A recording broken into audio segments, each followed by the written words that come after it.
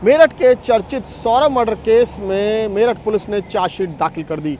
करीब 54 दिन की जांच के बाद 1000 पन्नों से ज़्यादा की चार्जशीट दाखिल की गई है, जिसमें मुस्कान और साहिल को ही आरोपी बनाया गया है। इसके साथ साथ 36 गवाहों को पुलिस ने अपने केस को मजबूत करने के लिए उसमें रखा है, जो कोर्ट के सामने बताएंगे तमाम चीज़ें, तमाम कड़ी दर कड़ी। दरअसल जांच के दौरान पुलिस को कई ऐसे महत्वपूर्ण क्लू मिले थे, महत्वपूर्ण लोग मिले थे, जिनसे पूछताछ के बाद इस पूरे केस की जो कहानी है या जो पात्र हैं उनसे पर्दा उठ गया। और इसी जांच के आधार पर पुलिस ने अपनी 1000 पन्नों से ज़्यादा की चार्जशीट जो है वो मेरठ की कोर्ट में दाखिल की है, जिसमें हालांकि पुलिस ने ये साफ किया है कि तंत्र मंत्र की जो कहानी कही जा रही थी या जो बातें आ रही थी उसका इस केस से कोई लेना देना नहीं है। केस जो है उसको मुस्कान और साहिल ने केवल और केवल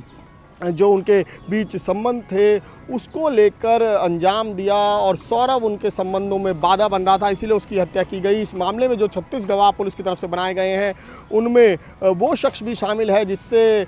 मुस्कान ने और साहिल ने नीला ड्रम खरीदा, वो शख्स भी शामिल है जिससे नशे की गोलियां मुस्कान ने खरीदी, वो शख्स भी शामिल है जिससे उन्होंने जो शार्प वेपन है वो लिया, जिससे जो सौरभ के जो जब मर्डर करने के बाद उसके बॉडी के 15 टुकड़े किए और उसके बाद नीले ड्रम में छुपाया। तो ये जिस शख्स से वो हथियार खरीदा था वो भी शामिल है। इसके अलावा फॉरेंसिक टीम को इस मामले में गवाह बनाया गया है, जिन्होंने ना सिर्फ मौका वारदात था वहाँ से कई सैंपल्स उठाए जिसमें ब्लड सैंपल्स थे, और जो खून के धब्बों को मिटाने के लिए जो केमिकल इस्तेमाल किया गया था उसके सैंपल्स थे। इसके अलावा पोस्टमार्टम करने वाली टीम को भी इस मामले में गवाह बनाया गया। इसके साथ साथ एक महत्वपूर्ण गवाह जो है इस मामले में वो शख्स भी है जो टैक्सी चालक, जो 3 मार्च को जब सौरभ की हत्या की गई थी उसके बाद मुस्कान और साहिल जो हैं वो एक टैक्सी वाले को लेकर हिमाचल गए थे और वहाँ से 17 मार्च को वो वापस लौटे।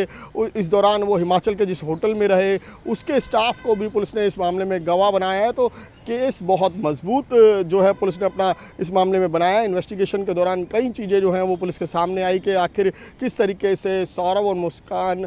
जो थे उनके बीच जब अनबन चल रही थी, और उसी बीच साहिल की एंट्री होती है। और साहिल और मुस्कान क्योंकि एक दूसरे को पहले से ही जानते थे, 8वीं क्लास तक दोनों ने साथ पढ़ाई की थी, लेकिन उसके बीच जो मुस्कान की सौरभ से शादी हो गई और इसी बीच सौरभ जो है वो काम के सिलसिले में, नौकरी के सिलसिले में विदेश चला गया, और उसके बाद साहिल की एंट्री हुई और साहिल और मुस्कान ने मिलना जुलना शुरू किया और दोनों के एक दूसरे से संबंध बन गए। और उसके बाद जब सौरभ की वापसी हुई तो मुस्कान और साहिल को ये लगने लगा कि सौरभ अब उनके संबंध में एक बड़ी बाधा बन रहा है, तो जिसके बाद सौरभ को रास्ते से हटाने का फैसला किया, जिसकी पूरी योजना बनाई गई। और बाकायदा मुस्कान ने इसके लिए पहले नींद की गोलियां खरीदी और उसके बाद सौरभ को वो नींद की गोलियां दी गई, उसके बाद उसकी हत्या की गई। और उसमें सबसे महत्वपूर्ण पहलू ये भी सामने आया कि पहले जो साहिल और मुस्कान है वो सौरभ की हत्या करने के बाद जब शव के टुकड़े किए, 15 टुकड़े किए गए, तो उनको बैग में रखकर उसको ठिकाने लगाने की फिराक में थे। हालांकि इस बीच जो साहिल है वो एक बैग में उसके हाथ का हिस्सा जो अलग किया था काट के, और जो सर का हिस्सा अलग किया गया था वो अपने साथ लेकर दूसरी जगह भी जाता हुआ दिखा, लेकिन बैग क्योंकि छोटा था और तमाम हिस्से जो बॉडी के वो उस बैग में नहीं आए, जिसके बाद वो नीले ड्रम में रखकर उसको सीमेंट से भर दिया गया। लेकिन जब 17 तारीख को इनकी वापसी हुई मुस्कान और साहिल की, जिसके बाद पूछताछ के दौरान मुस्कान जो है वो टूट गई और उसने पूरी कहानी से जो है पर्दा उठाया, और इस पूरे मामले में 54 दिन